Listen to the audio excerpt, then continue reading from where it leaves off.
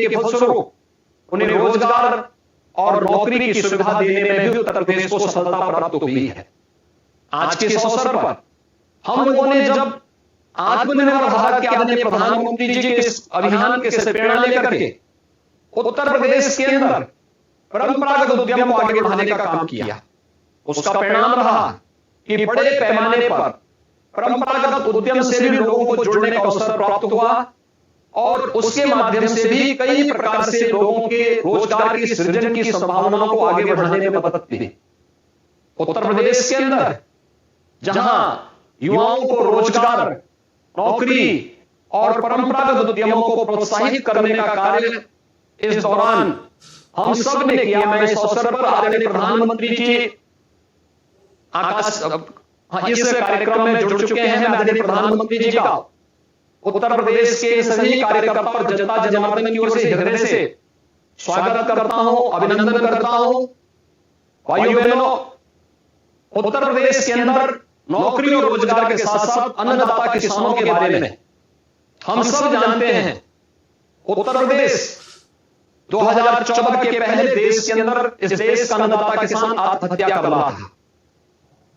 कई राज्यों में स्थिति बद से बदहाल थी, उत्तर प्रदेश भी उसमें से एक था।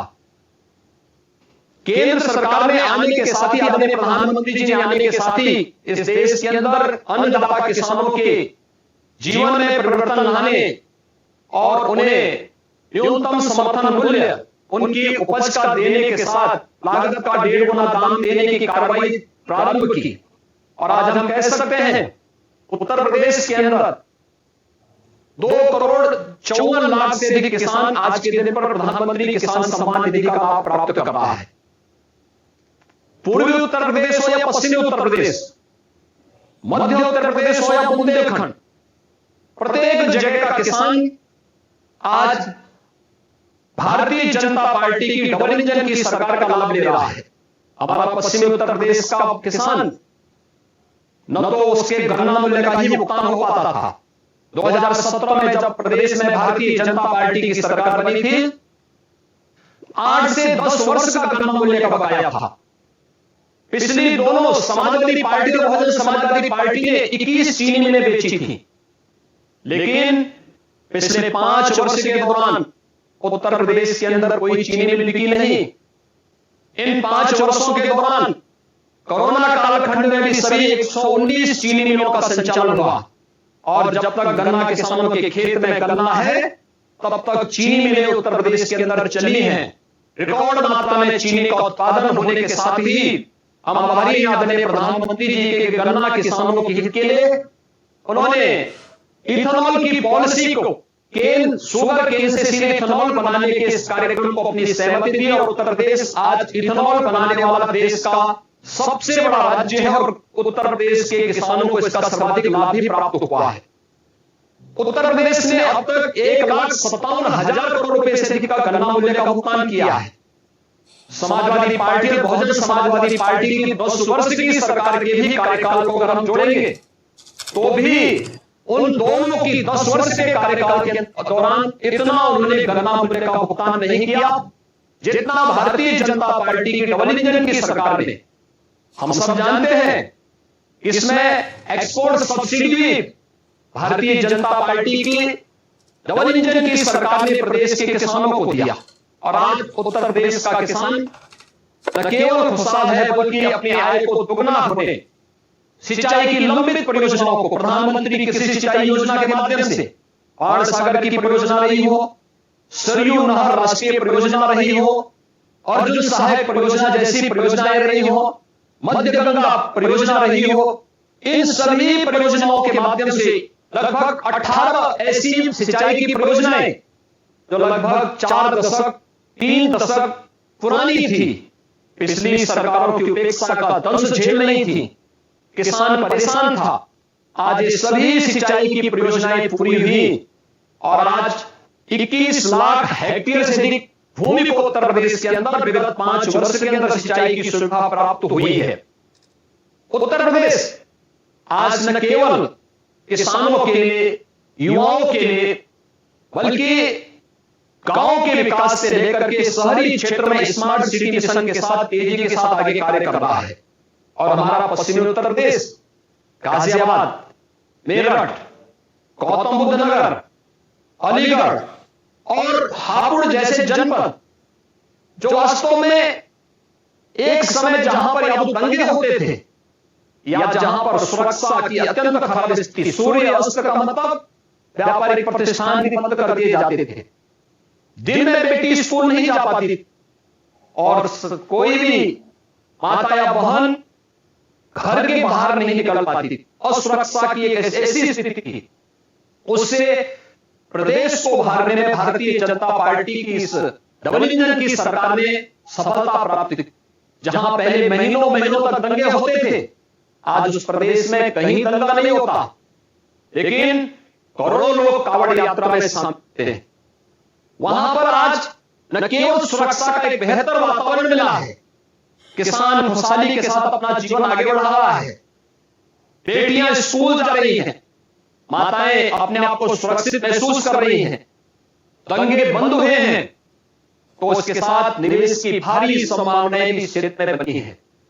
आज इस क्षेत्र में 12 लेन एक्सप्रेसवे दिल्ली मेरठ को जोड़ रहा है। 4 घंटे की दूरी को मात्र 40 मिनट में तय करने की स्थिति। देश का पहला रैपिड रेल दिल्ली और मेरठ के बीच में स्थापित हो रहा है। हमारे यहां आदरणीय प्रधानमंत्री जी के जिनके सानिध्य में उत्तर प्रदेश को बड़ी बड़ी सौगातें मिली और पश्चिमी उत्तर प्रदेश खासतौर पर इन योजनाओं से भरपूर लाभ प्राप्त कर रहा है।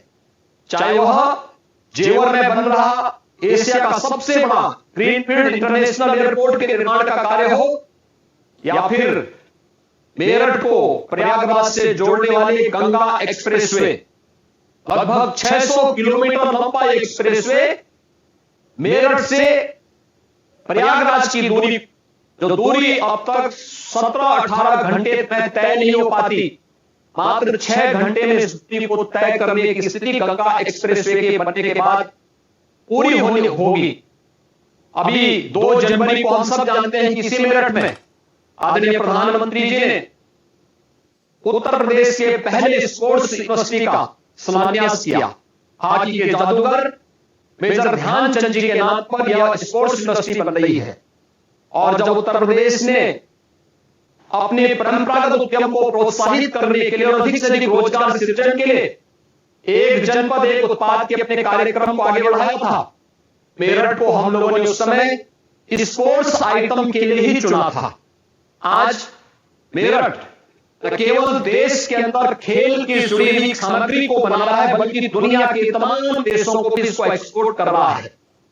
एक उभरता हुआ मेरठ नए भारत के नए उत्तर प्रदेश में, मेरठ हो या गाजियाबाद, हापुड़ हो या गौतम बुद्ध नगर अथवा अलीगढ़ में 4 टाइकॉन जिन्होंने 1915 में गुलाम भारत में एक अंतरिम सरकार का गठन अफगानिस्तान में रहकर के कर दिया। राजा महेंद्र प्रताप सिंह के नाम पर प्रधानमंत्री जी ने सितंबर में विश्वविद्यालय के शुभारंभ का कार्य अलीगढ़ के अंदर किया। अनेक ऐसे कार्यक्रम आज जो पश्चिमी उत्तर प्रदेश को विकास की इस प्रक्रिया में कई गुना लाभ प्रदान कर रहे हैं। आज जब एक बेहतर वातावरण के अंदर न केवल सुरक्षा का, न केवल गरीब कल्याण योजनाओं के माध्यम से हर एक गरीब को मकान देने की कार्रवाई, हम आभारी हैं आदरणीय प्रधानमंत्री जी के, जिन्होंने 5 वर्ष में उत्तर प्रदेश को 43.5 लाख प्रधानमंत्री आवास उत्तर प्रदेश के गरीबों को दिए हैं। और अभी यूनियन बजट में 80 लाख गरीबों को फिर से आवास, प्रधानमंत्री आवास उपलब्ध कराने के बड़े लक्ष्य को लेकर के आगे चले हैं। हम आभारी हैं कि उत्तर प्रदेश आज देश के अंदर डबल इंजन की सरकार के साथ न केवल देश की दूसरी बड़ी अर्थव्यवस्था बनने की ओर अग्रसर है, बल्कि उत्तर प्रदेश की प्रति व्यक्ति आय भी 5 वर्ष में दुगनी हुई है। इस अवसर पर आज पश्चिमी उत्तर प्रदेश के इन 5 जनपदों मेरठ, गाजियाबाद, हापुड़, गौतम बुद्ध नगर के नोएडा और अलीगढ़ के 23 विधानसभा क्षेत्र के कार्यकर्ताओं के साथ साथ जनता जनार्दन को आदरणीय प्रधानमंत्री जी का सानिध्य प्राप्त हो रहा है। मैं इस अवसर पर उत्तर प्रदेश के कार्यकर्ताओं की ओर से इन सभी जनपदों के, जिनमें हमारे 10,469 बूथ हैं, 1,874 शक्ति केंद्र हैं, इनके सभी 122 स्थानों पर चुनी हुई जनता जनार्दन की ओर से आदरणीय प्रधानमंत्री जी का हृदय से अभिनंदन करता हूं, स्वागत करता हूं। और आज चौरी चौरा शताब्दी महोत्सव का दिन भी है। इस अवसर पर विगत वर्ष आदरणीय प्रधानमंत्री जी ने आज ही के दिन चौरी चौरा महोत्सव का उद्घाटन किया था। मैं क्रांति धारा से आज आदरणीय प्रधानमंत्री जी के सानिध्य में मुझे गोरखपुर से नामांकन करने का अवसर भी प्राप्त हुआ और आज चौरी चौरा दिवस का दिन भी है। मैं इस अवसर पर आदरणीय प्रधानमंत्री जी का एक बार फिर से स्वागत करता हूं, आभार व्यक्त करता हूं कि उन्होंने इस कोरोना कालखंड में भी देश के अंदर जीवन और जीविका को बचाने के साथ ही वर्चुअली तकनीक के माध्यम से लगातार अपना मार्गदर्शन उत्तर प्रदेश के वासियों को प्रदान कर रहे हैं।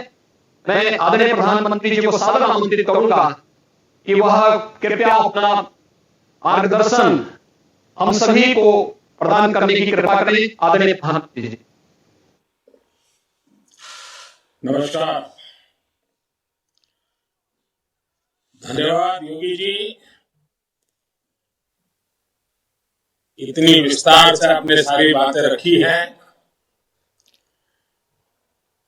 उत्तर प्रदेश के नागरिकों के साथ साथ देश के नागरिकों को भी ये ध्यान आता होगा कि उत्तर प्रदेश में चहुं दिशाओं में विकास कितना तेजी से हो रहा है। हकीकतों के आधार पर आपने विस्तार से उन बातों को बताया है।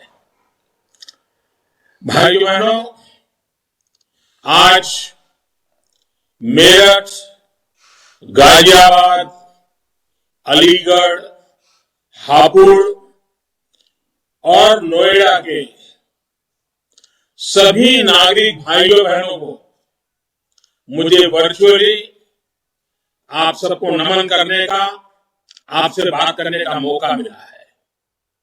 इस कार्यक्रम में उपस्थित भारतीय जनता पार्टी के सभी उम्मीदवार, आपके सुख दुख के साक्षी, ऐसे हमारे भारतीय जनता पार्टी के सारे कार्यकर्ता, आज जब मैं आप सबसे बात कर रहा हूं तब ये पूरा क्षेत्र चौधरी चरण सिंह जी, राजा महेंद्र प्रताप सिंह जी, मेजर ध्यानचंद जी जैसे अनेक व्यक्तित्वों की जन्मभूमि और कर्मभूमि रहा है।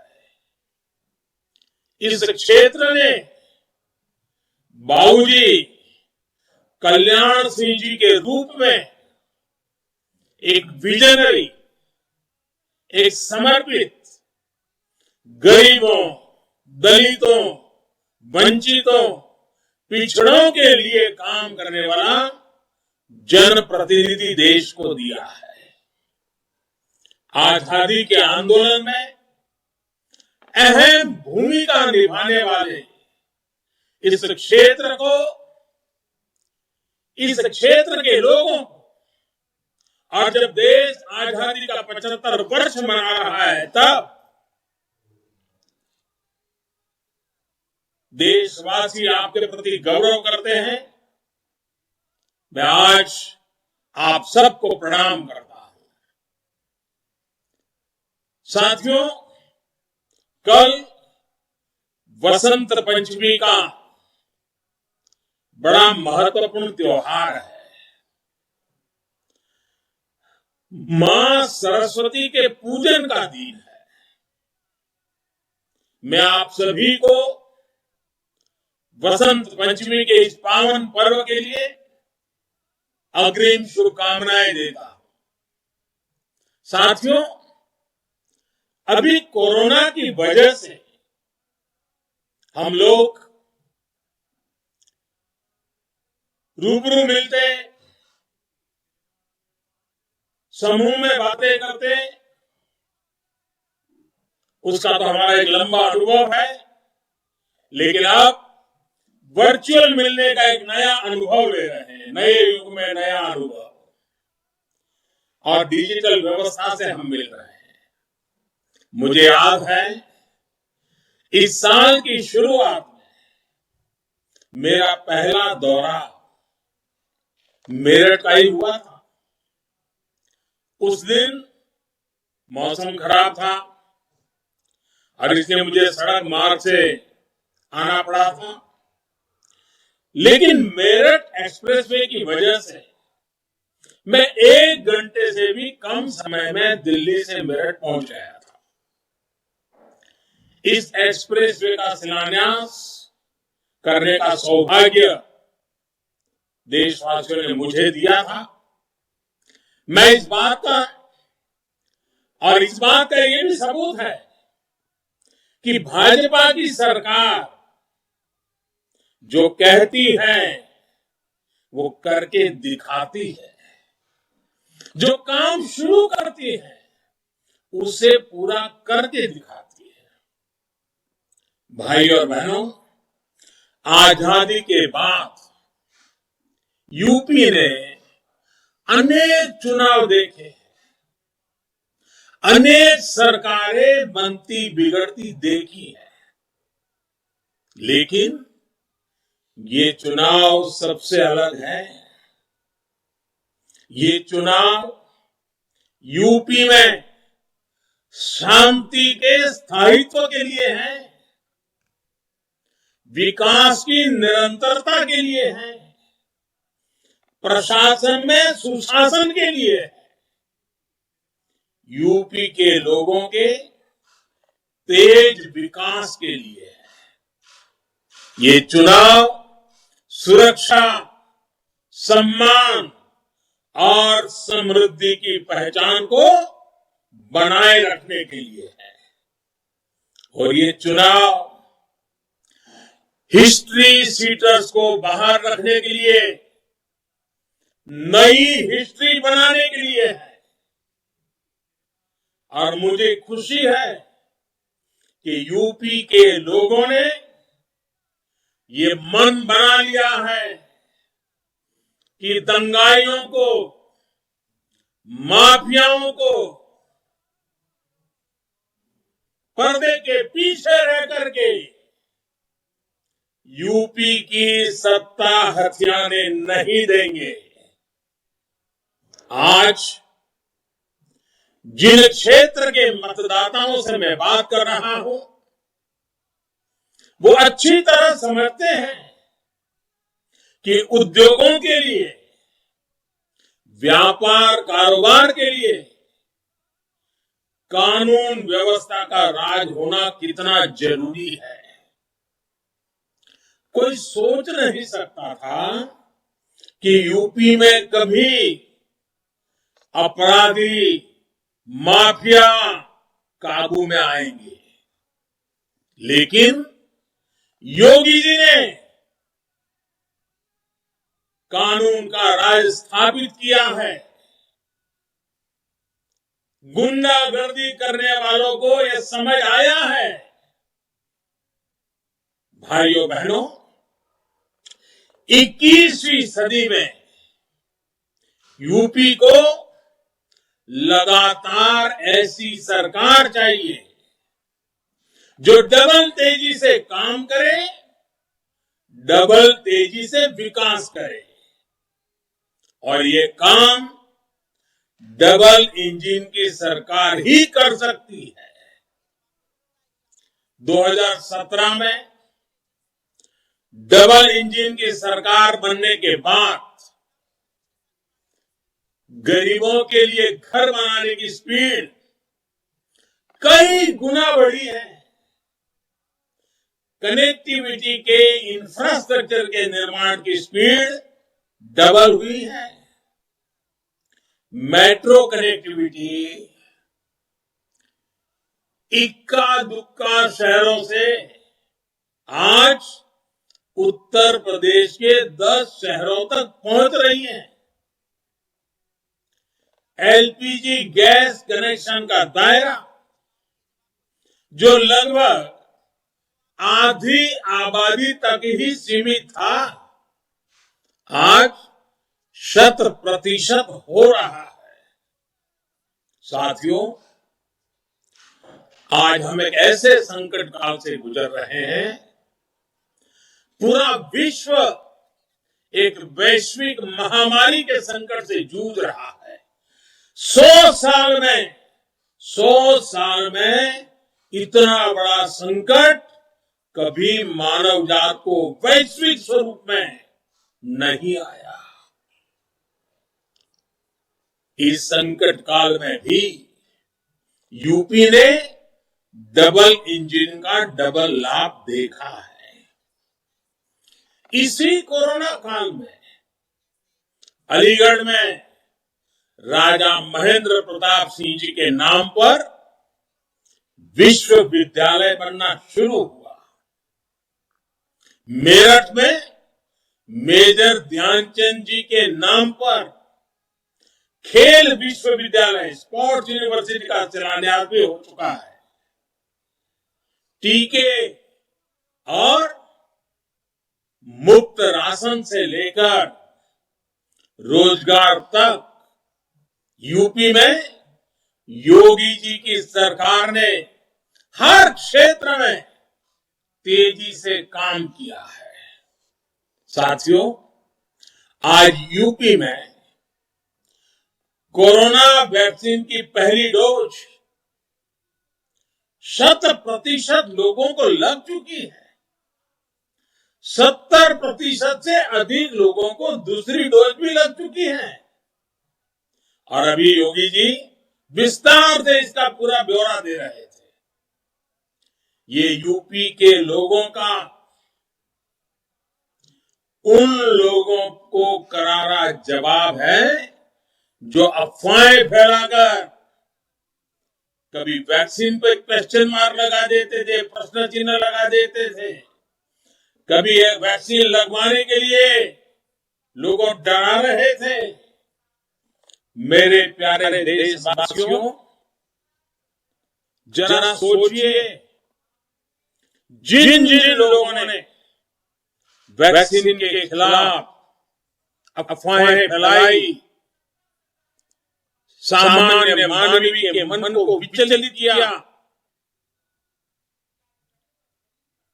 आपका मेरी बातों में भरोसा था, आपने मेरी बात को मान करके वैक्सीन के लिए आगे आए।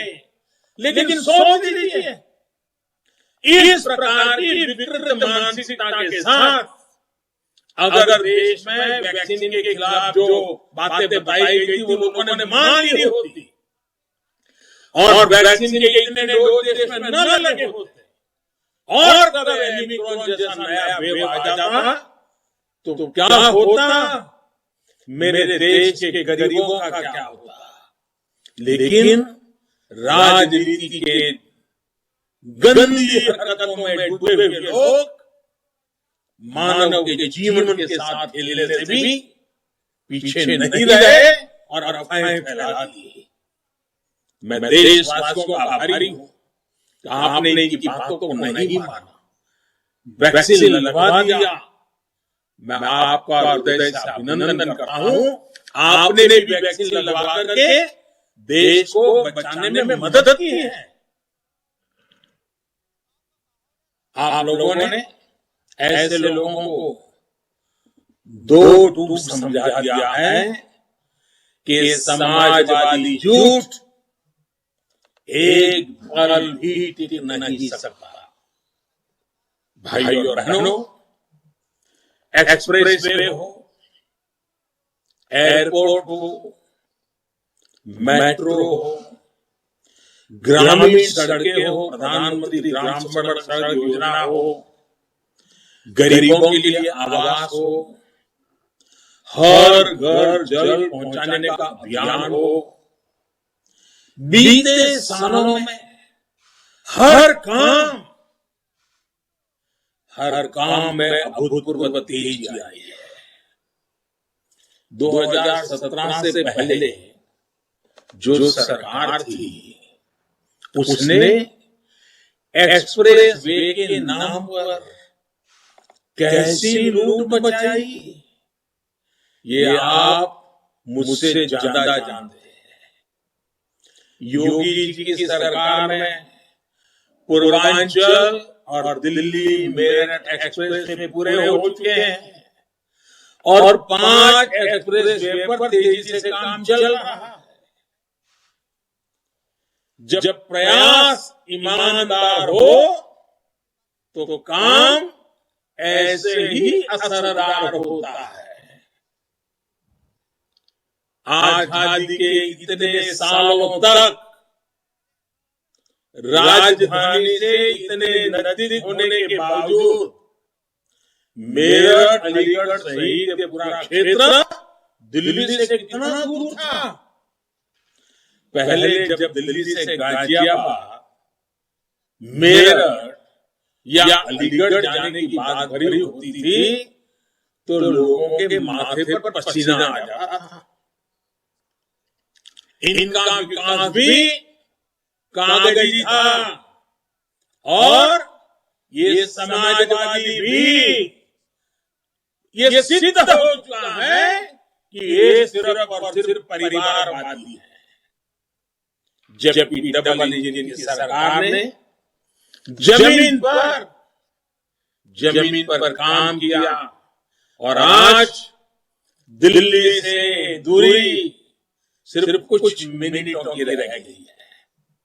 साथियों, जिस गाजियाबाद से यूपी का उसको गेटवे में माना जाता है, उसकी कनेक्टिविटी 5 साल पहले क्या थी, ये भी आप भली भांति जानते हैं।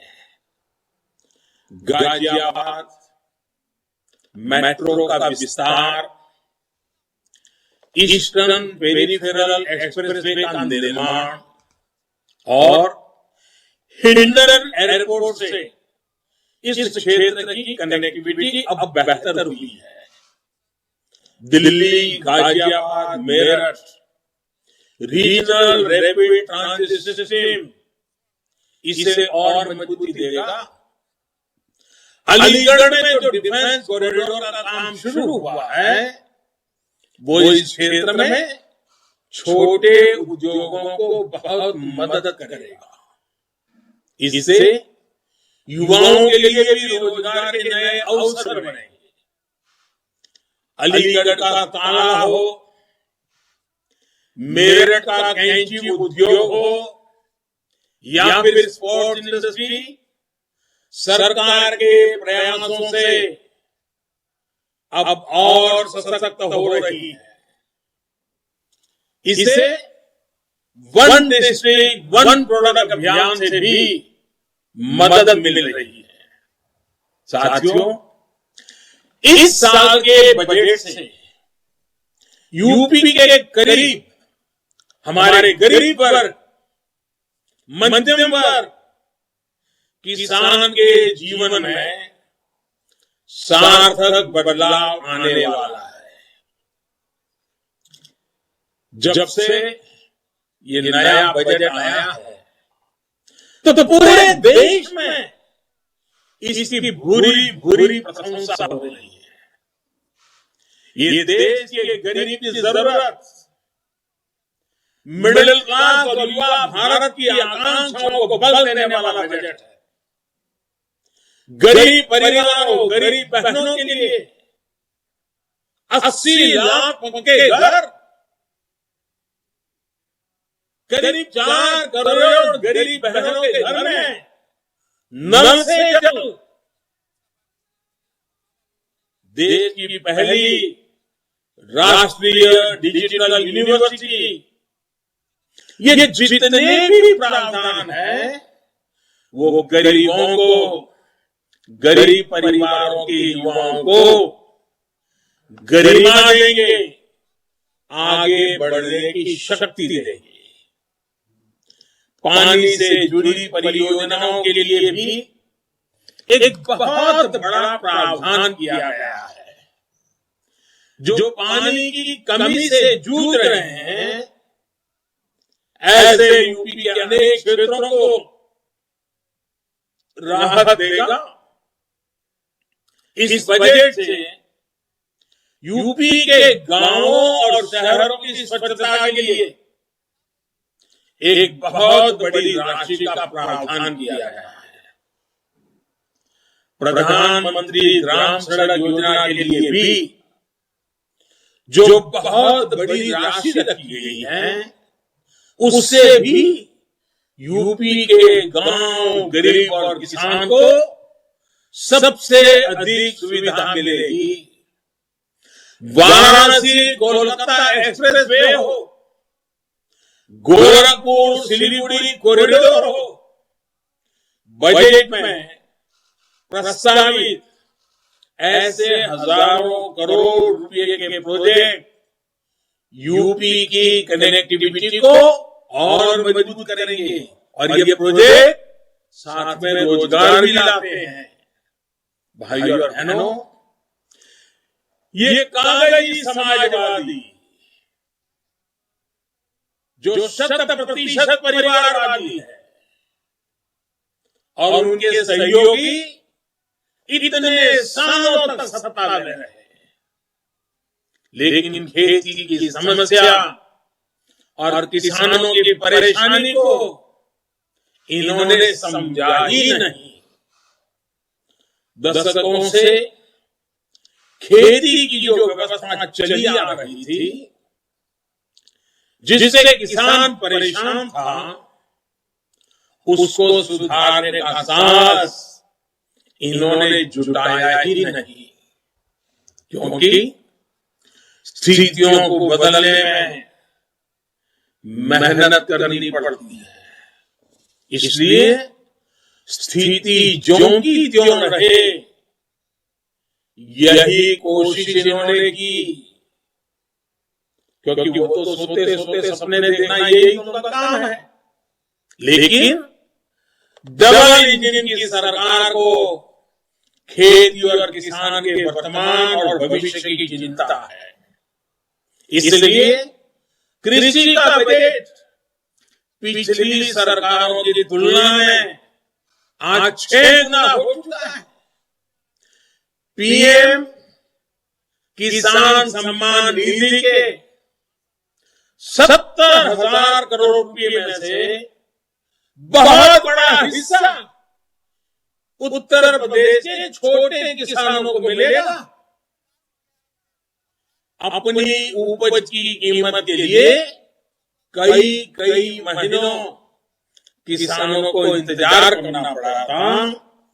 डबल इंजन सरकार अब तुरंत एमएसपी को बैंक खाते में जमा कर रही है।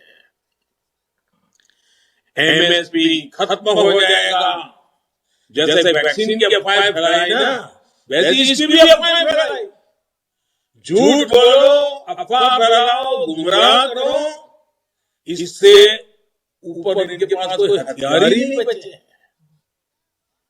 एमएसपी खत्म हो जाएगा, ये अफवाहें फैलाने में इन्होंने कोई कसर नहीं छोड़ी। लेकिन यूपी में डबल इंजन की सरकार ने 2017 से पहले की अपेक्षा एमएसपी पर खरीद में कई गुना अधिक वृद्धि की है। छोटी मोटी वृद्धि नहीं। इस वर्ष भी यूपी सहित देश के किसानों को लाखों करोड़ रुपए एमएसपी के रूप में मिलने वाले हैं।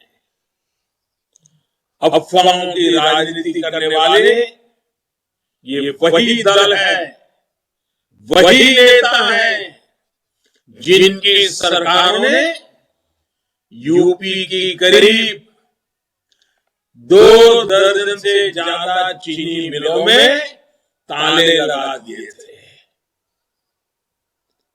उनको अलीगढ़ ताले लगाने के लिए याद आया और योगी जी बड़े विस्तार से इसका वर्णन कर रहे थे। गन्ना किसानों का बकाया 100 साल चलता रहा। योगी जी की सरकार ने बीते 5 सालों में पुराने बकाये सहित 1.5 लाख करोड़ रुपए से अधिक का भुगतान किया है। पिछली सीजन का भी लगभग पूरा भुगतान हो चुका है और इस बार का भी बकाया तेजी से निपटाया जा रहा है। यही नहीं, योगी सरकार ने नई चीनी मिलें भी बनाई हैं और अनेक पुरानी चीनी मिलों की क्षमता का विस्तार और आधुनिकीकरण भी किया है। गन्ने से इथेनॉल बनाने की बहुत बड़ी क्षमता अब यूपी में तैयार हो रही है। एक प्रकार से यूपी का इथेनॉल देश को दौड़ाएगा, ये ताकत पैदा कर रहा है योगी जी सरकार। इसलिए तो यूपी के गन्ना किसान भी आज कह रहे हैं कि फर्क साफ है। साथियों, 1 फरवरी को जो बजट आया है उसमें यूपी सहित पूरे देश की खेती में पारंपरिकता और आधुनिकता के संगम का भी एक अद्भुत विजन है।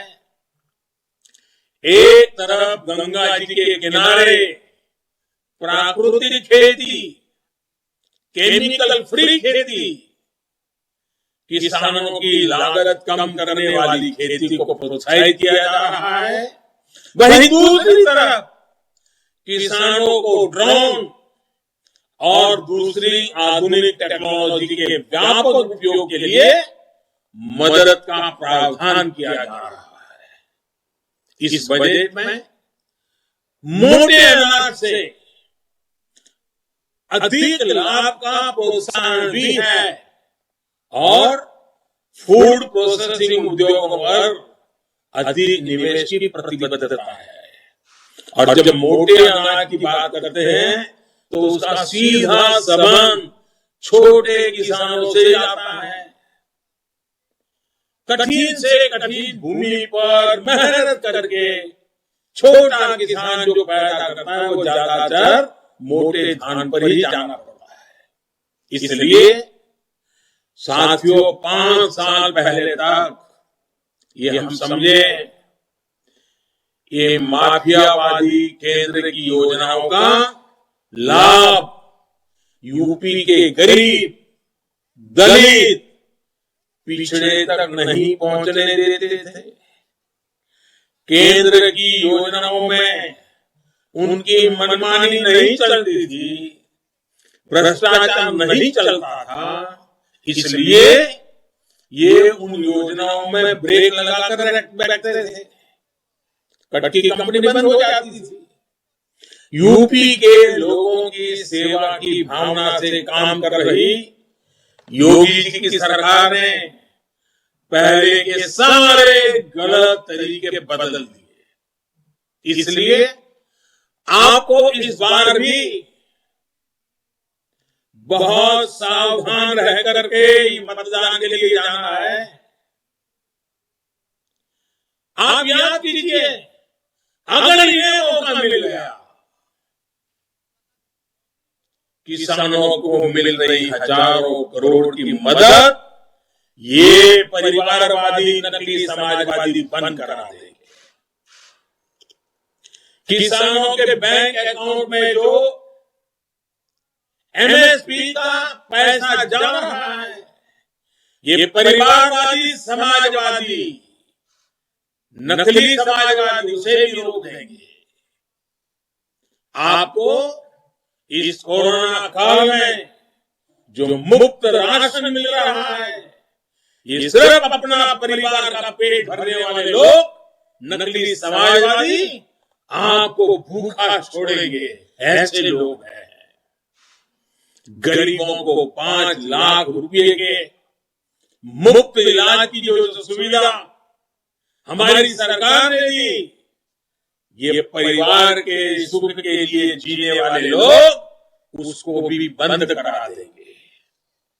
गरीबों के, दलितों के, पिछड़ों के बच्चों को जो स्कॉलरशिप मिलती है, ये परिवार के बच्चों का भला देखने वाले आपकी ओर देखेंगे भी नहीं और पता नहीं स्कॉलरशिप कहां इधर उधर चली जाएगी। गरीब के कल्याण की सभी योजनाओं पर ये चीनी मिलों की तरह ताना ही लगाने वाले हैं और कुछ वो कर ही नहीं सकते। आप हमेशा याद रखिएगा, ये मध्यम वर्ग की जेब पर डाका डालकर रियल एस्टेट माफिया को दे देंगे। नोएडा गाजियाबाद के लोगों से बेहतर इन्हें कौन जानेगा। राशन माफिया से लेकर कमीशन माफिया तक, ठेका माफिया से लेकर खनन माफिया तक, नकली कहने के समाजवादी और पूरी तरह परिवारवादी फिर पुराने अवतार में आने के लिए तैयार बैठे हैं। भाई और बहनों, माफिया से इस लड़ाई में हमारी सबसे बड़ी ताकत हमारी माताएं हैं, हमारी बहनें हैं, हमारी बेटियां हैं। उत्तर प्रदेश की बहनों बेटियों ने, विशेष रूप से गरीब, दलित, पिछड़े वर्ग और मुस्लिम बहन बेटियों ने सुशासन के डबल इंजन का अनुभव इन 5 वर्षों में किया। दंगाइयों और दबंगों को खुली छूट देने वालों की सरकार ने सबसे बड़ा हित बहनों का, बेटियों का किया है। भाजपा डंके की चोट पर कह रही है कि दबंग और दंगा राज यूपी में अब नहीं लौट सकेगा। बीते 5 वर्षों में कानून का राज स्थापित करने के लिए पुलिस में लगभग 1.5 लाख भर्तियां हुई है। इसमें और इससे पहले के 15 सालों में 1.25 लाख से भी कम भर्तियां हुई थी। इसमें भी अगर बेटियों की भागीदारी देखी जाए तो 2017 से पहले यूपी में 12,000 से भी कम महिला पुलिसकर्मी थी, जबकि योगी जी की सरकार ने सिर्फ 5 वर्षों में 20,000 से अधिक बेटियों को पुलिस में भर्ती किया है। नारी की सुरक्षा, सम्मान और अवसर के ऐसे ही अनुभव के कारण यूपी की बहन बेटियां कह रही है, फर्क साफ है। भाइयों और बहनों, जब मैं दंगाइयों को आए दिन बंदूक की नोक, चाकू की आनी पर खेल खेलने वाले लोग योगी जी की सरकार को सहन नहीं कर सकते। वे पूरी ताकत लगा देंगे कि योगी जी फिर से न आए। मैं उत्तर प्रदेश के लोगों को कहना चाहता हूं, अगर इस प्रकार के तत्व अपना खेल खेलने में थोड़े से भी सफल हुए तो ये देश में, उत्तर प्रदेश में पक्का कर देंगे कि कोई उनको हाथ में नहीं लगा सकता है। वो पहले से ज्यादा बेफाम हो जाएंगे, वे और बर्बादी लेकर के आएंगे। ऐसे लोगों को कभी सफल नहीं होने देना है। ऐसी ताकतों को कानून मानने के लिए मजबूर करना ही होगा और इसके लिए योगी जी की सरकार बहुत जरूरी है।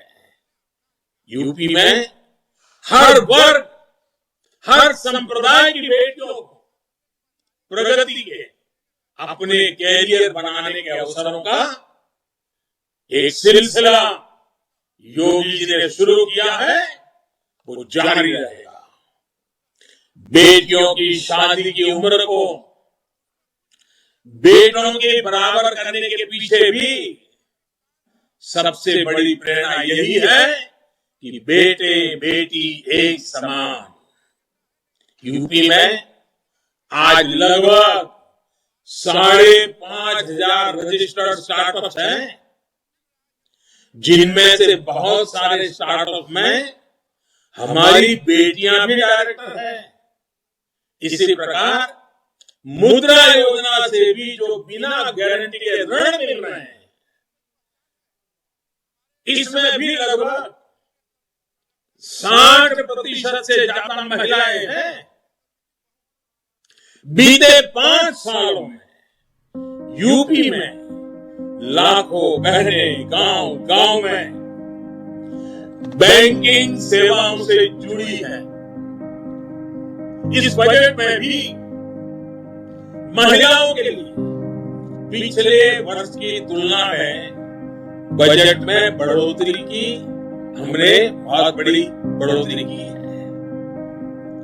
मैं अपनी बहनों बेटियों से विशेष तौर पर कहूंगा, बीते 5 साल में जो बदलाव आया है, ये दबंग और दंगाई मानसिकता, ये लोग अगर मौका मिला पिछले 5 साल में उनको जो कानून हमेशा उनके माथे पर लटकता रहा, उसके कारण उनके जो गोरख धंधों में मुसीबतें आई,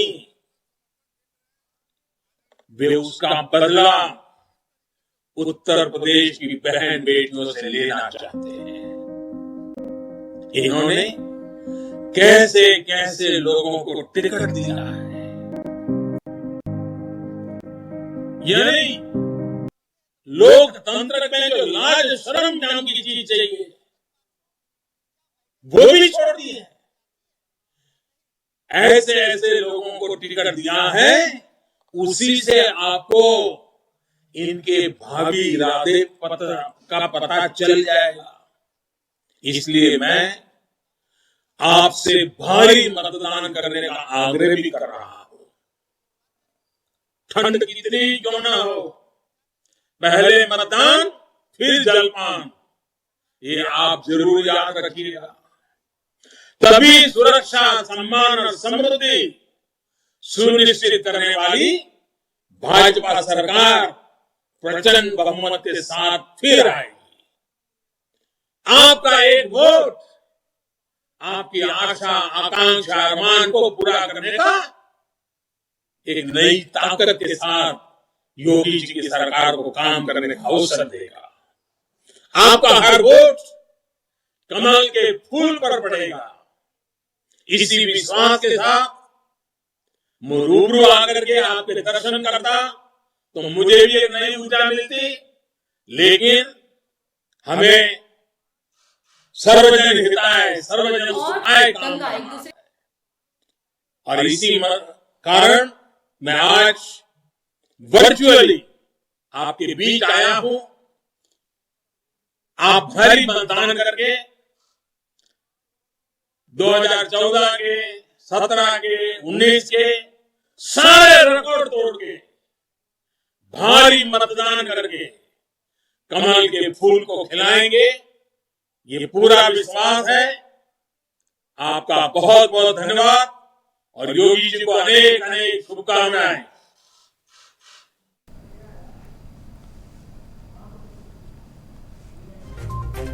तो प्रधानमंत्री मोदी ने जन चौपाल को संबोधित किया है और कार्यक्रम में गोरखपुर से वर्चुअल माध्यम से मुख्यमंत्री योगी आदित्यनाथ भी लगातार जुड़े रहे। यूपी में चारों दिशाओं में काम हुआ है उत्तर प्रदेश में, इसकी जानकारी यहां पर प्रधानमंत्री ने खुद साझा की। बीजेपी जो कहती है वो करके दिखाती है। ये चुनाव यूपी में शांति के लिए है, विकास के लिए है, समृद्धि के लिए है, सुशासन के लिए है। ये चुनाव नया इतिहास बनाने के लिए है, इसका भी उल्लेख यहां पर प्रधानमंत्री ने किया। और यूपी के लोगों ने अपना मन बना लिया है कि फिर से भाजपा की सरकार को दोहराना है, पुनरावृत्ति होगी सरकार की, इसकी तरफ संकेत दिया प्रधानमंत्री मोदी ने। यूपी को ऐसी ही सरकार चाहिए जो ईमानदार नियत के साथ अभूतपूर्व काम करती है। पहले की सरकारों के कार्यकाल में लूट मची हुई थी, समाजवादी पार्टी का झूठ टिक नहीं पाएगा।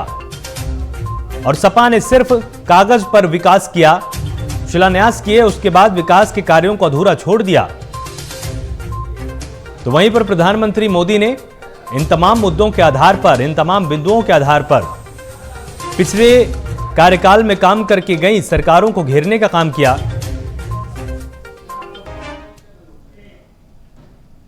वक्त यहां पर एक छोटे से ब्रेक का है।